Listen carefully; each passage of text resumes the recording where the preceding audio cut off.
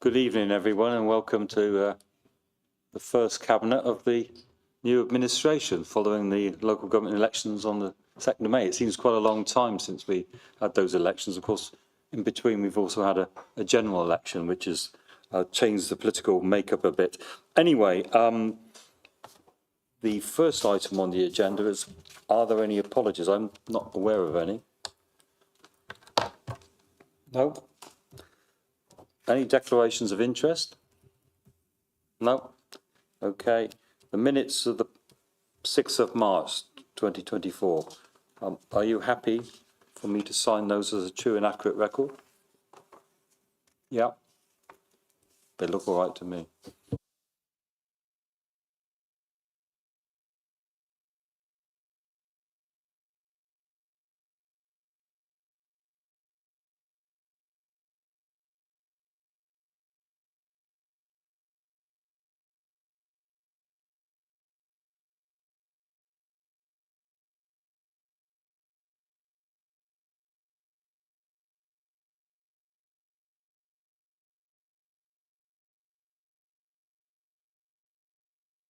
The next item on the agenda is public questions.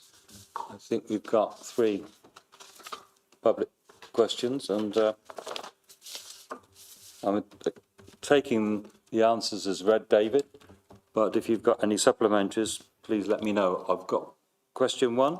Question 1, so I suppose on question 1 is, not sure it's yourself or the county, in view of the needs, it is an integrated transport hub, I appreciate at the moment.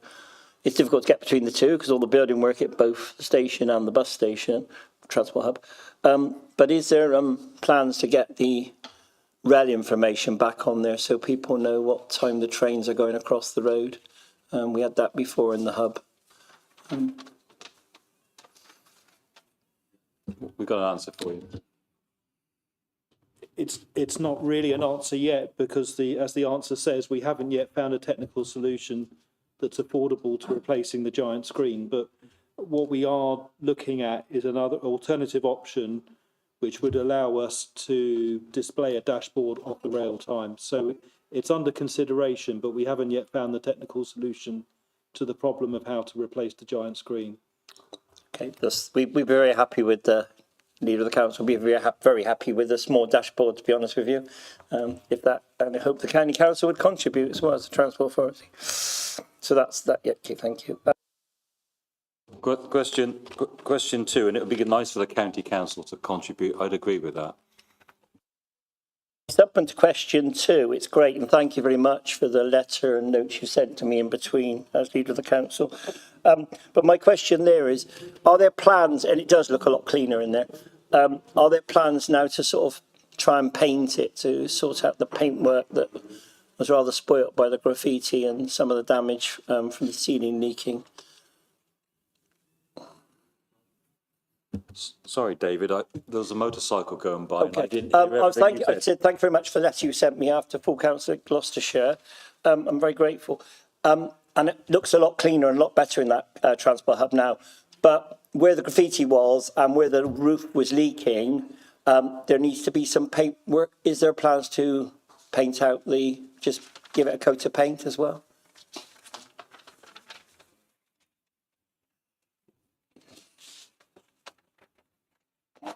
We've got an answer in question 1 that we aim to complete the painting in November 2024, subject to budget availability, but I think we'd find the money for that.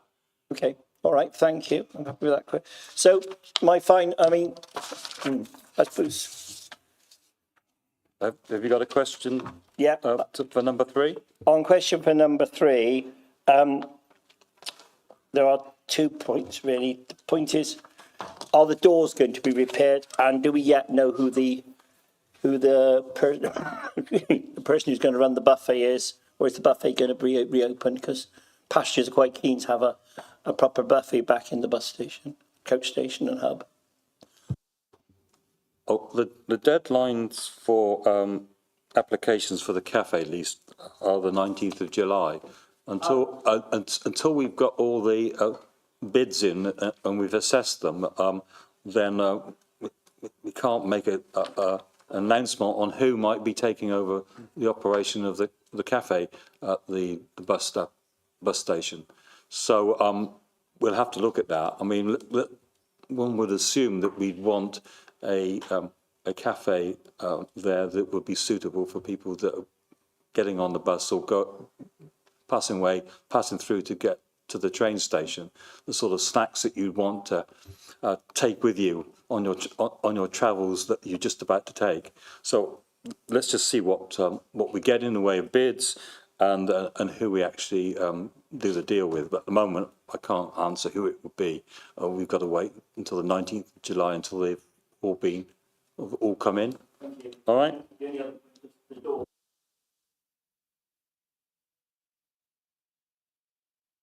I think that was answered in question 1.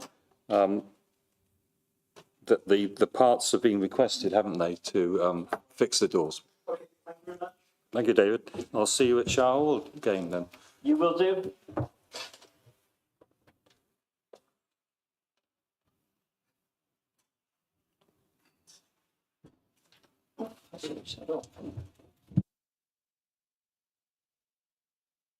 There aren't any petitions and deputations. There are no petitions and deputations, so we'll move on to the next agenda item, which is Leader and Cabinet Member question time from members of the council. And I've got Terry Pullen down here for one question, I think. You've got a supplementary?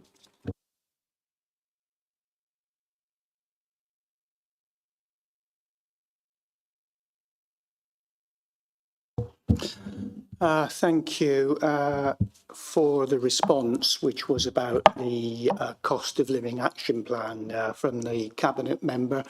I'm pleased to see that some progress has obviously been made, and thanks for that update, including talking to agencies and a mapping exercise. In the Lib Dem manifesto, you spoke clearly about focusing more time on delivering and managing services rather than high-level strategies, quite clear in your manifesto.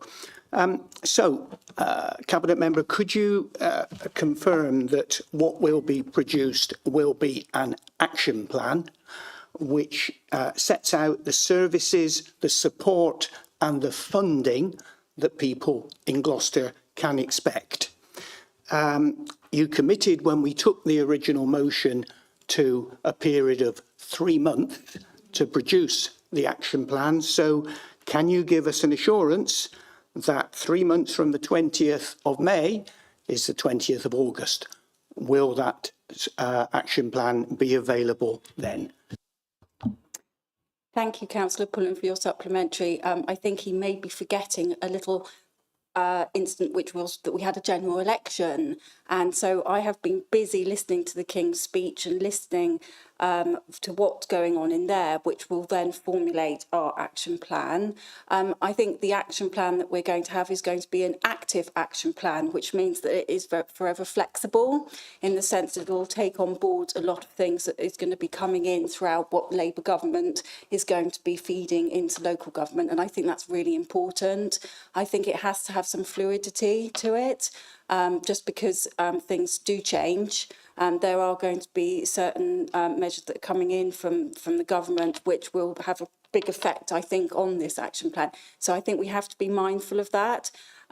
I think giving the time period that you say may actually, I'm not going to lie to you, I think it is there, it's happening, there's progress being made. There's, as you saw from the written answer to the question, there's a lot that's already demonstrating about the cost of living action plan and what the City Council can do. Of course, there's room for improvement, and I think it is very much a work in progress, which you will see as we develop it further. And I think we can give assurances that you will see something else within this action plan before, as you said, 20th August, but I'm not saying that's going to be the definitive action plan because, as you know, things are forever changing. Okay, thank you. Okay, that's the question time over. The next item is Digital Equity and Exclusivity report, agenda item 7. I think that's Jacqueline, is it? Yep. Thank you, Jeremy. Okay, the purpose of this report is to update Cabinet on progress to date on the work we have done on the digital inclusivity motion, which this council passed in November 2023. And just to refresh everybody's memories, the motion called for officers to explore partnering with a group called DAISY. DAISY stands for Digital Accessibility, Inclusion, Support and Innovation. It's a project that was set up by, there's a lot of acronyms here, by the Gloucestershire Royal Community Council. They're a group that works with various voluntary organisations and some local councils as well. They have the expertise to help us engage with members of our various communities who may struggle to access services digitally. So what we've done that's strand number one. The second strand of what we were asked to do was also then for officers to review support to help residents on lower incomes to access social tariffs for broadband and mobile phones. And finally, they asked us to review Gloucester City Council's website and report back regarding its accessibility. So taking those strands separately, we are already in an exploratory partnership with DAISY.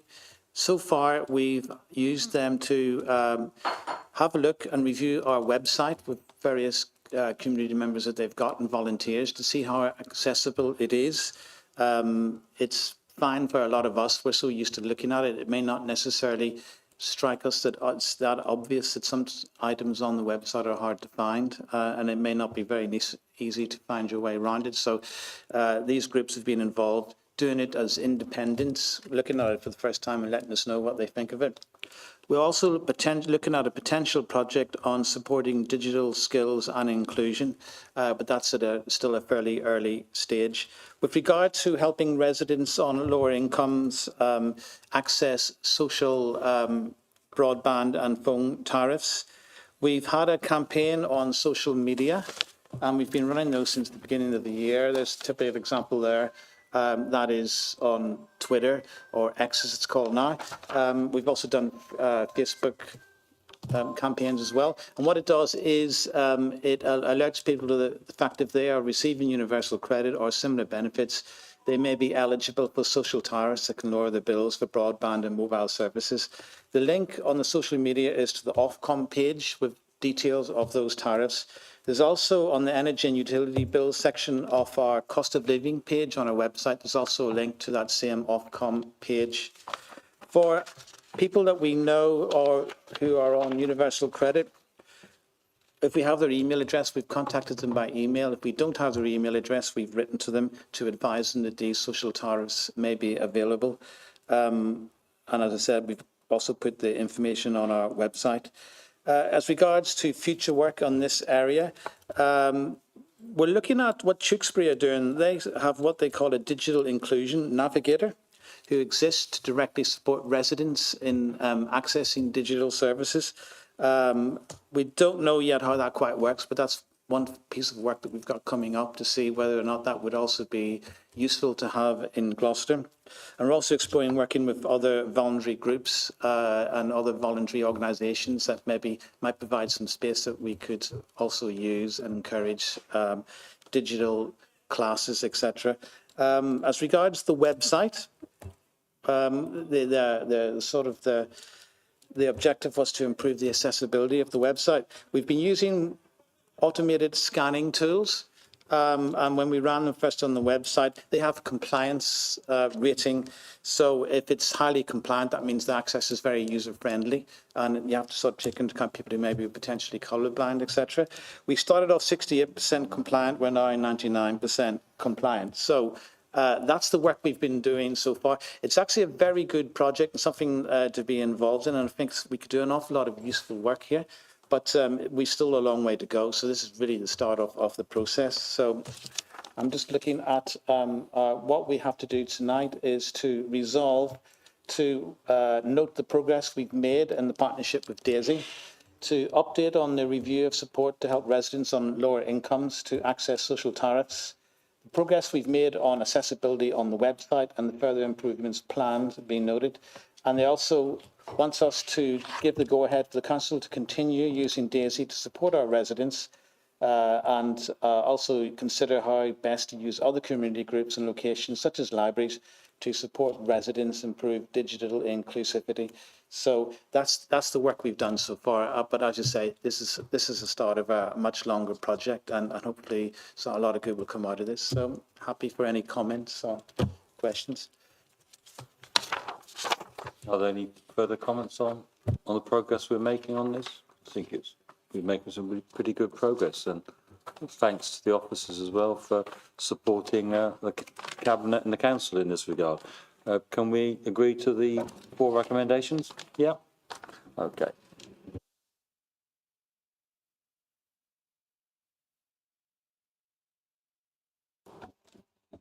The next agenda item is the Gloucester Guildhall Business Plan 2024 to 2029, and that's agenda item 8. Caroline. So thank you. This is the first time we've brought a Guildhall business plan to Cabinet because we've never had one before. But Gloucester Guildhall has been awarded NPO status, that's National Portfolio Organisation, and as such it receives funding from Arts Council England. And one of the conditions of that funding is that we have a business plan.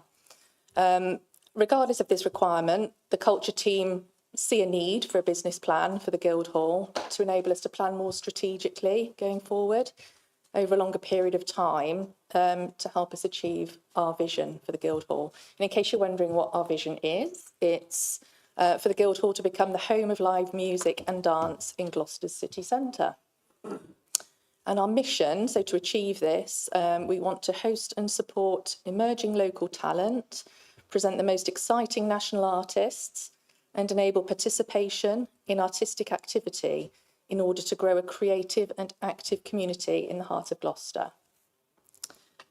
So we have a business plan for our other cultural venues, such as Blackfriars and the museum, so this should be no different. There is a Guildhall steering group, so this is another requirement of the NPO status. This is a group made up of external specialists and experts who challenge and guide the Guildhall team, and they've already reviewed and had input into this business plan.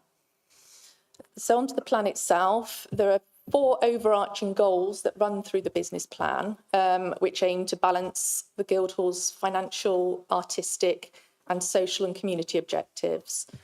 So those goals are, firstly, an overall reduction in the City Council's cash subsidy of the Guildhall.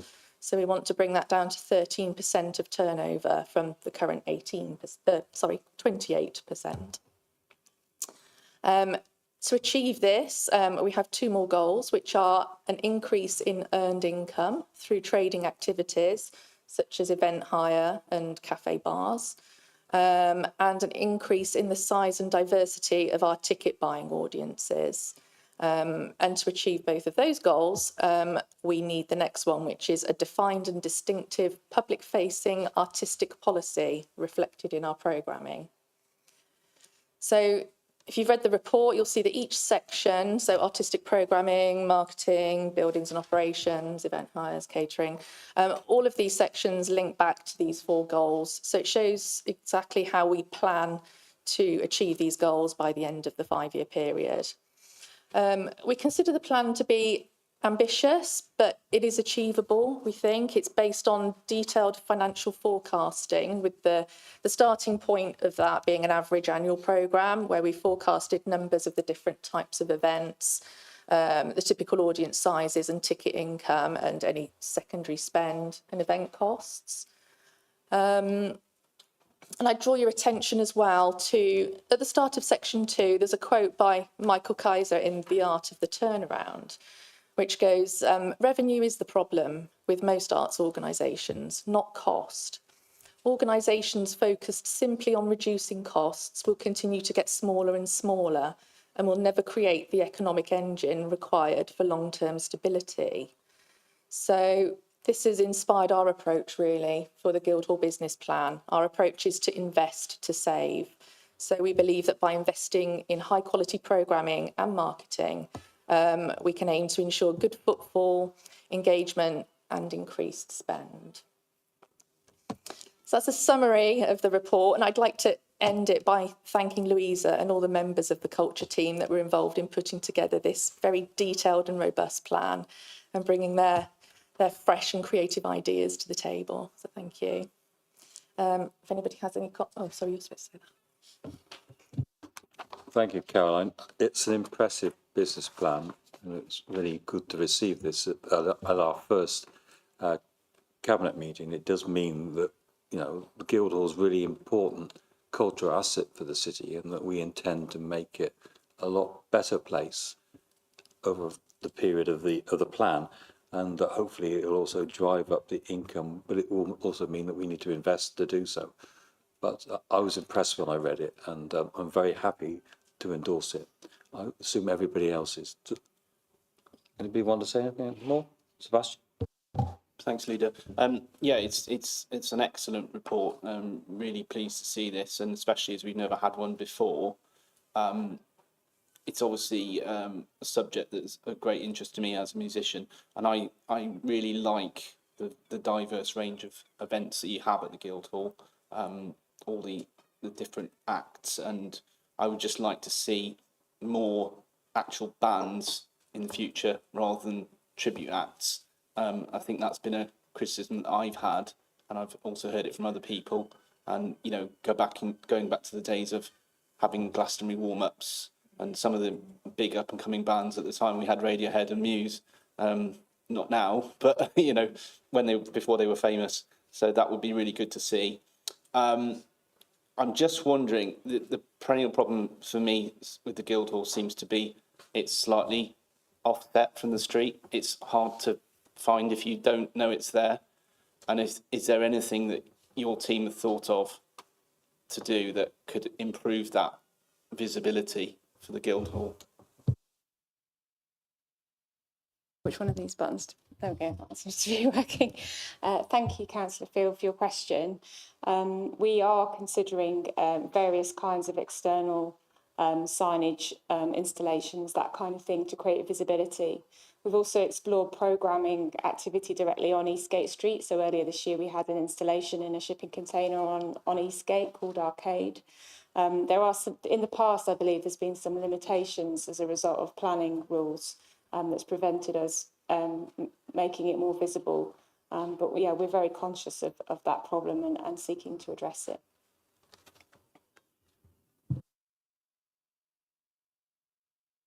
Anybody else? No?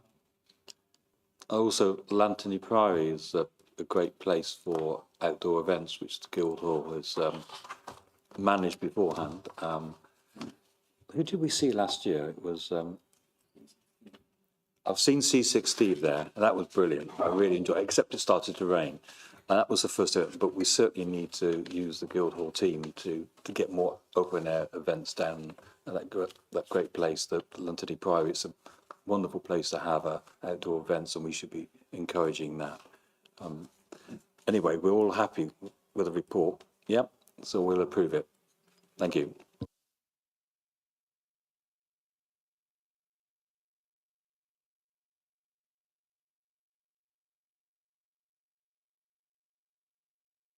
I understand there's some events there this weekend. Tell us about them.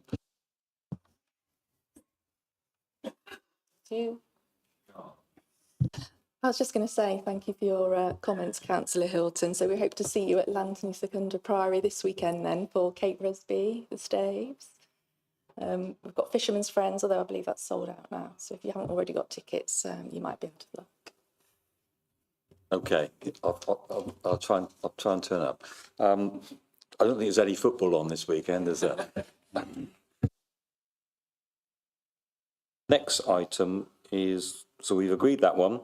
The next item is the financial outturn 23-24. So this is the final outturn from the previous administration, the last quarter, and recently what the finances were like when they were handed over to our administration. Declan. Thank you, Jeremy. Okay, so it's a sort of mixed bag. The good news, I'll get the good news out first, in that things have improved from the last quarter. Those who have been taking an interest in this report will know that the last previous quarterly reports for quarter 2 and quarter 3 were concerning, to put it mildly, and that was due to key pressures, which I'll touch on in a few minutes. The final outcome is a decrease of the general fund of 288,000 against, I think the budget was 104 increase, but I'll just double check that because I haven't written that down. And it was a decrease of 104. So it wasn't too far off in one sense, but it was better than what we were predicting in quarter 3. And it's better than what we actually voted for on the 5-year money plan at the beginning of the year. We were assuming in the money plan that the general fund would be 500,000. It's actually going to be 560,000. So that is actually a good outcome. But I have to say, we're not out of the woods yet. We'll need to be keeping a careful eye on these finances as we go through the year. The key pressures I alluded to earlier on, they're still there. And essentially what they are is, first of all, the temporary accommodation costs. That's the big pressure at the minute on the budget. There is an improvement of 116,000 on what we were predicting in the last quarter, but that's thanks to the hard work of the officers and plus the fact we got a rough sleeping grant of 117,000. The other big pressure are energy costs. Leisure services, we ended up 640,000 worse than budget. That, again, is to do with the leisure services, the high amounts of energy that they use. It was close to what we were expecting in the previous quarter as well, because they are operating on a fixed budget, and we're confident that their further progress and further spending will be as we predict. So we're not expecting any shocks there. The other area which has been hit hard by energy costs are the bereavement services. That's another area of concern in the sense that high gas charges are higher, cost a lot in energy. So we're having to put in place some areas of mitigation. First of all, as regards to temporary accommodation issue and the costs, we are doing a series of property purchases, which will be used as temporary homes, and that's sort of easing the pressure a little bit. Longsmith Car Park was another issue. It was out of action for a while. It's back in use, although I am aware that some issues have come up recently. But it's generating income again because we lost quite a bit of income from that. We've received some grants from Sports England to install heat pump and solar panels at GL1. So that will help ease again our high energy costs. And the new cremators at the crematorium will be very highly energy efficient. So that will also help us on the energy costs. We also had the advantage of a business rate refund. This is an old case for the period 2011 to 2023, which got us 400,000 back, which that also helped. So those were the positives, but before anyone gets too relaxed, if I could refer you to the whole council summary here on 4.1 in the papers. The last line there, corporate funding, is actually 1.8 million better than what we were predicting in the last quarter. And the reason for that is we got 1.2 million from business rate pooling, an extra 500,000 from council tax. That isn't necessarily going to happen all the time. And that's, to a large extent, has really sort of got us out of jail, if you like. But the costs are still there for everyone to see. And, you know, it's something that we have to sort of manage very, very carefully and not get too confident that things are, that we're out of the woods yet. With regards to capital spending, the budget was 62 million for the year. We spent 53 million, and most of that was on the forum. We continue to work with partners such as in the Cathedral Quarter and the food dock. Both those projects have now concluded. The council has taken control of the food dock and the food dock head lease, which will generate future income for the council. We are supposed to approve the movement in earmarked reserves. So if you actually have a look at that, you can see that the museum bequest, we got match funding for the MEN grant to improve the museum building. So we've taken 100,000 out of that reserve as the match funding. And we also received from the NHS money for the Joint Inequalities project. This was planned work and budgeted for, and we used 100,000 of the reserves for that in the Health Inequalities Reserve. So that was money that was planned to be used. So what we are asked to do now is to resolve, to note the year-end position of the general fund balance, which is 560,000. So it was a decrease to the general fund of 288,000 against a budgeted decrease of 104,000 for, as I said before, those unexpected pressures. Also, we need to note that the general fund balance has decreased from 849,000 to 561,000 at the end of 2023-2024. The new level of earmark reserves has decreased by 322,000 to 3.9 million, and we need to approve the current level of capital expenditure, sorry, my apologies, as shown in Appendix 1. So if everyone's happy to do that, and if anybody's got any questions or comments, I'll hand it over to you. Thank you, Declan. I think we ought to thank the officers for the hard work they put in over the last few months. I mean, this time last year, we expected the overspend to be considerably more than it ended up being.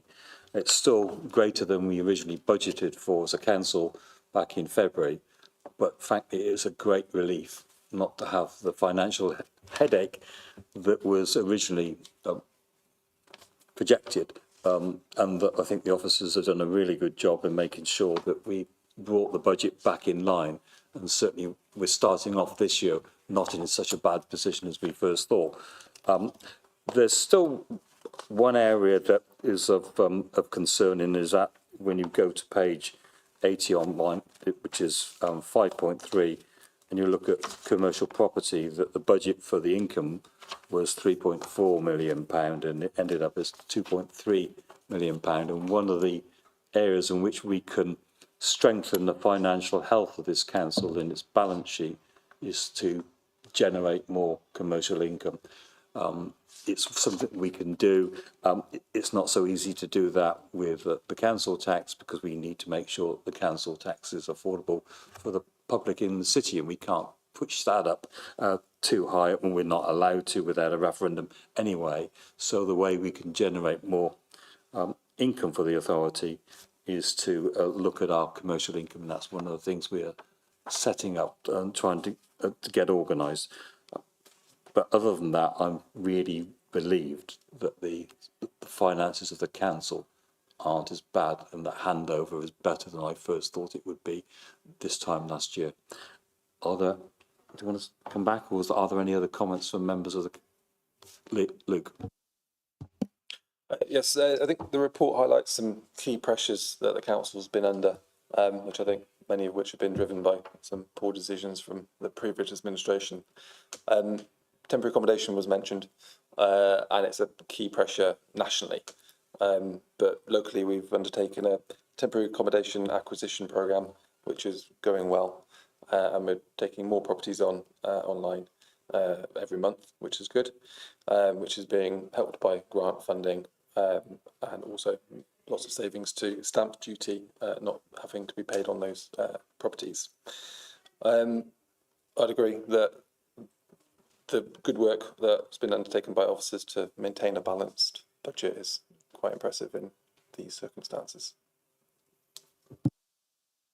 The housing acquisition programme was an innovation that was implemented in the last council. It had all-party support, and hopefully it will reduce the cost of hotel accommodation that we were paying for people that were in housing need, and that we can now house them in our own stock. And that is really a good move, and that's something that we will want to progress even further over the next period of this council, the next 4 years. But it's helped. It's actually helped the the financial outcomes, which is good. And it's something that we all supported in council. There was no disagreement amongst the political groups on that one. Anybody else, or we just take the report as the recommendations? Sebastian. Thanks, Chair. Just a quick one about my portfolio. You'll notice that it's adverse to budget by 94k, and obviously, you know, I'm taking over from a previous cabinet member, and a lot of it is not before my time.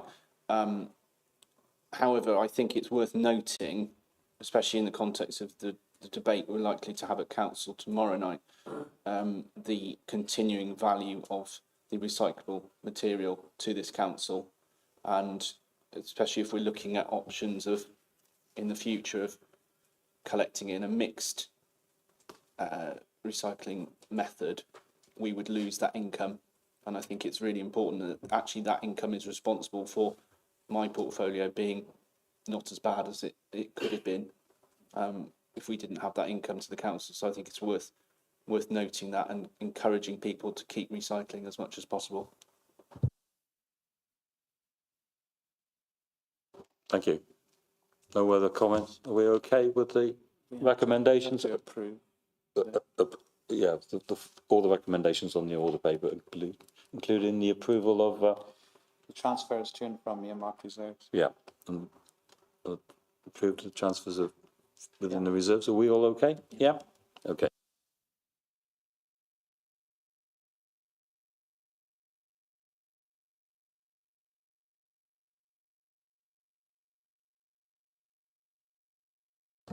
It's you again, Declan, the Treasury Management Year-End Annual Report. Yeah, just give me a sec.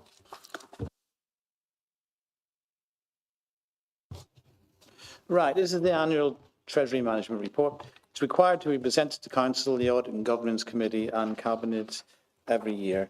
So I'll take you through the main points. If you go through the report itself, and you'll see paragraph 3.2, that's the funds available we have to invest in the period. And paragraph 3.3 is the funds available for more than 1 year.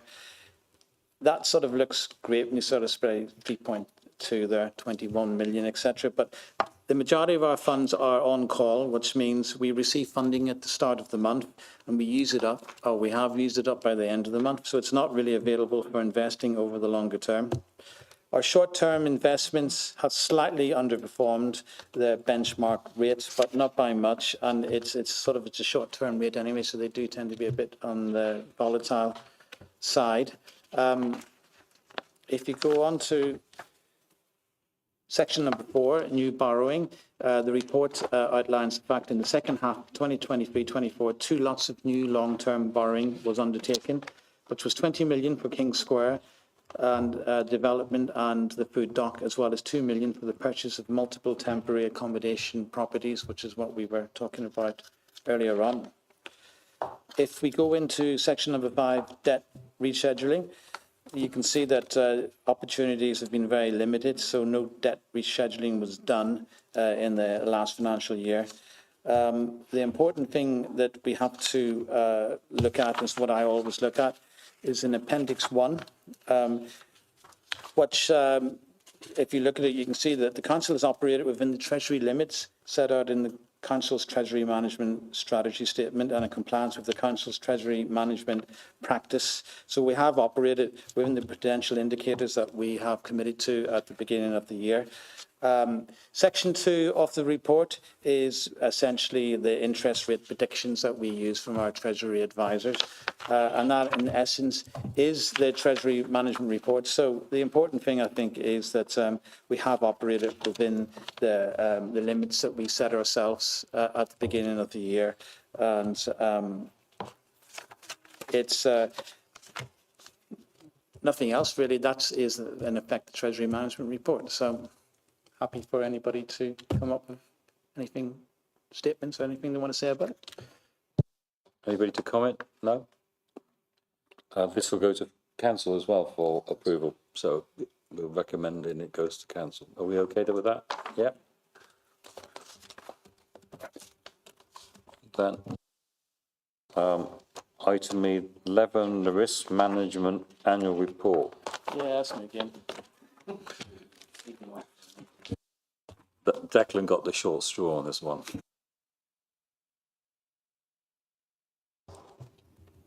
Risk management. Right. As a council, we have a responsibility to identify and manage our risks. This is our annual risk management report. And if you read the report and go into it, it sets out the framework that we use. It details how it fits into the annual governance statement, outlines the principles that underline it, and explains how it helps determine the risk-based audit plan which is used by internal audit. It also details our risk management action plan for 2024-25 and includes our strategic risk register as of May 2024. That's it, really. I'm just sort of thinking, are there any other points I need to take you through? The key things to this report is that if you look at the framework, you can see that the key responsibilities for risk, they lie with the Audit and Governance Committee, the chair of the Audit and Governance Committee and the senior management team, plus all the staff, i.e. we all have a responsibility for managing risk in this organisation. As regards the links then to the annual government statement, this is, I always say, I think it's the most valuable document we have in this council because it explains really well how the whole council works and how it all fits together. There's a set of principles within the annual government statement, and one of those principles is managing risks and performance through robust internal control and strong public financial management. We use what is known as the 3 lines of defence model. And these are the 3 lines of defence are the first line functions that own and manage the risks. So that would be the senior management team. The second line functions that oversees the risks and ensures compliance. I suppose that would be the Audit and Governance Committee. And the third line functions that provide independence assurance. That would be internal audit and external audit as well.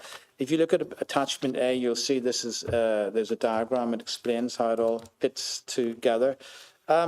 The purpose really is to identify and assess risk associated with the achievement of the council's priorities and objectives within the council plan. This also helps with risk-based internal audit planning. So this then, how we determine our risk and our areas of risk then determines how the internal audit put together their audit plan. So the higher risks are going to get more audits and they'll draw up a plan at the beginning of the year and that will be put before the Audit and Governance Committee. So the risk-based action plan is here and it's, I think, attachment...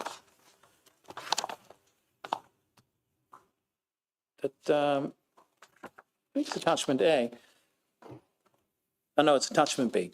And that's pretty much it. Here is our current strategic risk register, which is a living document and it's regularly updated. And it's there for people to have a look at and see where we assess our risks are.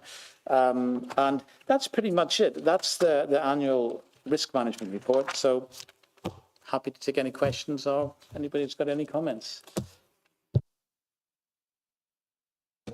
Any questions? No? Accept the recommendations? Yep. We'll move on.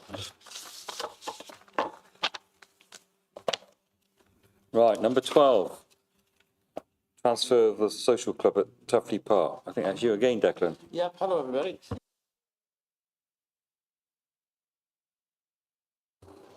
Okay, well, this is actually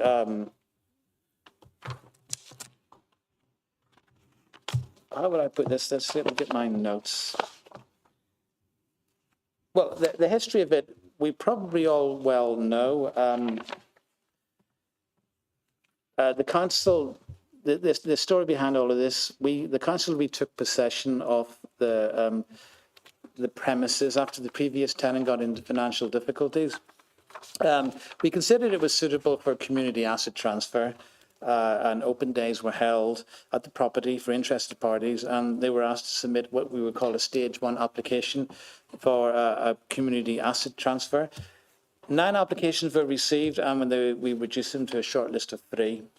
The shortlisted applications then asked to submit further information as per stage 2 of the policy, and then a preferred applicant was agreed.